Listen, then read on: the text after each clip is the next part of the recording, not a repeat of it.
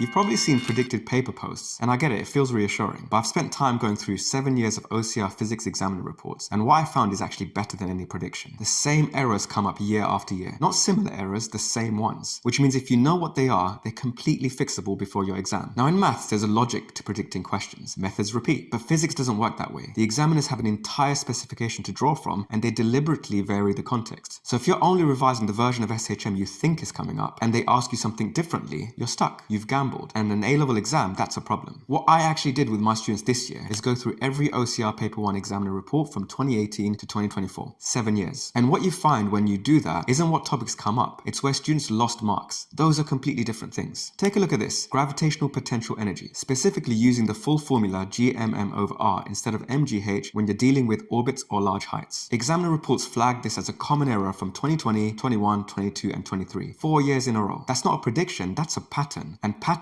you can prepare for. And same with simple harmonic motion. Mixing up sine and cosine, forgetting to square omega in the velocity equation. That one was specifically flagged in 2024. These aren't obscure mistakes. They're the ones costing students the difference between a B and an A. And how about this? Look at the HR diagram. Students can describe stellar evolution all day, but when the examiner asks them to actually read the diagram, use it to make a deduction, that's where it falls apart. This was flagged in 2022, 23, and 24. 3 years running. The examiners are telling us exactly what's going wrong. So when someone asks me whether I do predicted papers, my honest answer is no, because I think it teaches students to get lucky rather than get good. What I'd rather do is make sure that when those topics come up, and they will, my students aren't the ones making the mistakes the examiner has been writing about for 7 years. Look, the examiner reports are free on the OCR website. Look for the phrases such as many candidates failed to, or something like a common error was. That's your revision list right there. Not because those are the things that are predicted, but because that's where marks are being left on the table every single year. Revise the mistakes, not the topics.